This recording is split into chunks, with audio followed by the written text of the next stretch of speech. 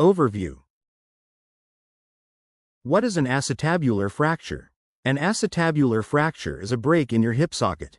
Your hip is a ball and socket joint. Your acetabulum, which is part of your pelvis, forms the socket. Your femoral head, which is the upper end of your femur, thigh bone, forms the ball. The ball and socket joint allows movement between your thigh bone and your pelvis. This joint is what lets you walk. An acetabular fracture can cause a significant loss of motion and function. Acetabular fractures are much less common than most hip fractures. Most hip fractures are in the upper femur or femoral head. What are the different types of acetabular fractures? Acetabular fractures can occur on your left or right. Your acetabulum can break in different places and in different ways called patterns. These patterns are based on location, orientation, or in a combination. Acetabular fractures include anterior wall fractures. An anterior wall acetabular fracture is a break in the front column of bone or area around the bony rim, wall, of your hip socket. Posterior wall fractures. A posterior wall acetabular fracture is a break in the back column of bone or area around the bony rim, wall, of your hip socket. Transverse fractures. A transverse acetabular fracture means your acetabulum broke at a 90-degree angle or perpendicular to the long part of your bone. Comminuted fractures. A comminuted acetabular fracture means your acetabulum broke into more than 2 fragments. Stress fractures. An acetabular stress fracture is a small crack in your acetabulum bone. This type of fracture happens because of overuse or repeated stress put on your acetabulum bone. How is the severity of an acetabular fracture determined? Sometimes an acetabulum breaks straight across and other times it shatters into pieces. The severity of your fracture depends on the following factors: number and size of bone fragments, how much each fragment is out of place, injury to your cartilage, injury to muscle, tendons, nerves, and skin around your hip. Open or compound fractures, when bone fragments stick out of the skin, are particularly severe because infection can occur in both the bone and the wound. Knowing the pattern and severity of your fracture can help your healthcare provider determine the correct treatment for you. Symptoms and causes: the bones of your pelvis, including your acetabulum, are very strong. It would take a strong force to break them. Acetabular fractures most commonly occur due to high-energy injuries. These injuries include car and motorcycle accidents and falls from significant heights. Acetabular fractures occur due to weakened bones, too. Some older people with osteoporosis get acetabular fractures after simple falls. What are the symptoms of an acetabular fracture? An acetabulum fracture causes severe hip pain. The pain is sometimes worsened with movement. If you've damaged any nerves, you may feel numbness or a tingling sensation down your leg. You may also feel weakness in your leg. Diagnosis and tests. How is an acetabular fracture diagnosed? Your healthcare provider will examine your pelvis, hips, and legs. They may ask you to move your ankles and toes, checking for nerve damage. Examine you for other injuries, depending on the cause of your injury. Your healthcare provider may also request the following imaging tests. X-ray. An X-ray can show which bones in your hip are broken and if the bone fragments are in place. Computed tomography, CT scan. A CT scan can show the severity of your injury by producing a cross-sectional image of your hip. Management and treatment. What is the treatment for an acetabular fracture? Treatment for an acetabular fracture depends on the pattern of fracture and severity of your injury. If your fracture is stable and the bones are in place, surgery may not be necessary. Your healthcare provider may recommend crutches or a walker. Until your bones are fully healed, you won't be able to put any weight on your leg.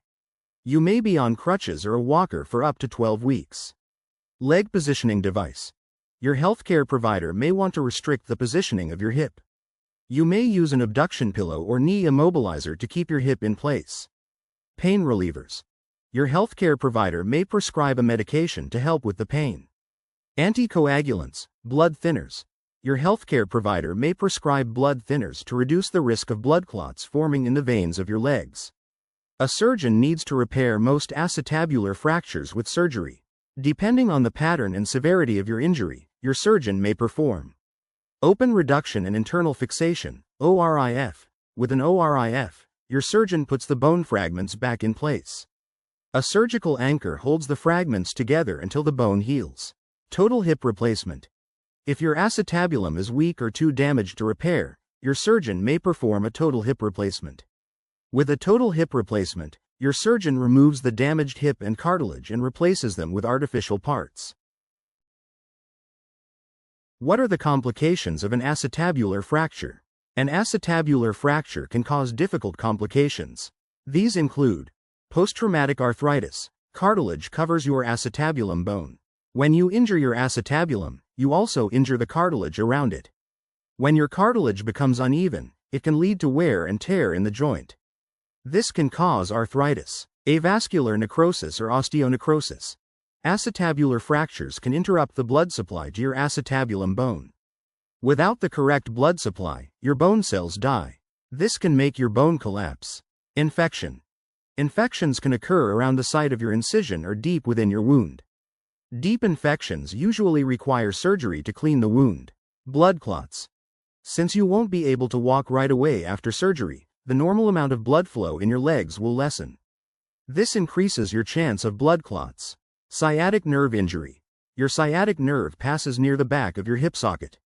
Your fracture or the surgery to repair it can cause injury to your sciatic nerve. This injury is called foot drop, a condition where you can't lift your ankle or toes off the floor while walking. Heterotopic ossification. This is a condition where bone grows in the muscles, tendons and ligaments around your hip socket. Get orthopedic care. Outlook, prognosis. What can I expect of the recovery process with an acetabular fracture? After surgery, you'll experience pain. Your healthcare provider can prescribe a medication to help with the pain. These medications may include non-steroidal anti-inflammatory drugs, NSAIDs, or local anesthetics. When you start walking again, you may have to use crutches or a walker. You may be able to put partial weight on your leg after 6 to 8 weeks. You won't be able to put full weight on your leg for a few months. You may have to continue using your walking aid.